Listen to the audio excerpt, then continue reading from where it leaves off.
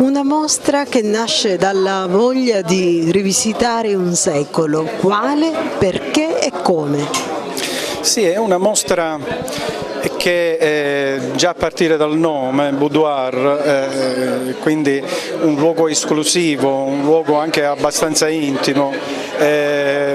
vorrebbe manifestare una rêverie, un sogno, un'immaginazione magari che è stata sopita per troppi anni di un secolo tanto amato e anche che fa buon gioco nel confronto con il nostro tempo, che è il XVIII secolo. Ovviamente non è una rivisitazione didascalica, oppure semplicemente l'avere colto alcuni aspetti dello spirito di questo secolo con qualche autore particolarmente amato come per esempio Fragonard o come per esempio Jean-Jacques Lequet, artista non molto noto, ma diciamo di cui io riproduco a mio modo questo uomo che grida o che forse sbadiglia. La cosa interessante è che il titolo è Il padrone di casa. Con questo sbadiglio io intendo chiudere questo piccolo ciclo di 10 opere, questo sbadiglio che è anche un grido, e qui sono presenti anche degli esercizi puramente pittorici che costituiscono un po' la mia cifra più nota, più conosciuta, come il quadro Shampoo per esempio, oppure un'altra opera dedicata a delle mosse di scherma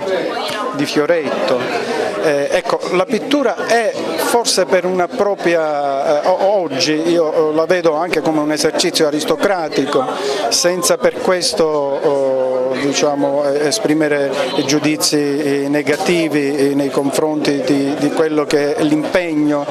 civico, l'impegno sociale e anche politico che ogni artista deve avere come persona. A me non piacciono gli artisti che usano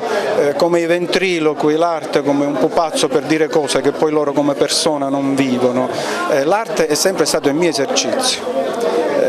esercizio di vita, di stile, e sono molto felice di aver fatto questa mostra qui alla FAM dopo alcuni anni della mia piccola retrospettiva nel 2009 che le fabbriche chiaramontane qui vicino mi hanno dedicato. Una mostra che ha un messaggio, tira fuori un secolo per dire cosa? Il Settecento non è un secolo qualsiasi, il Settecento intanto è l'origine della contemporaneità, molte cose che noi oggi diamo per scontate sono nate in quella fase, e d'altra parte il Settecento è anche un momento in cui si consumano alcuni traumi importanti,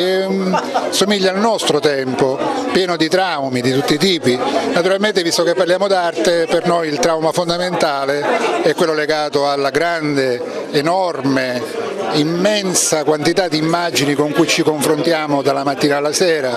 immagini che sono peraltro di tutti i livelli, di tutti i tipi, no? Immagini elevate, immagini scadenti, immagini piacevoli, immagini terribili, e allora un pittore come Alfonso Leto può avvertire l'esigenza appunto di fare un po' i conti con questo grande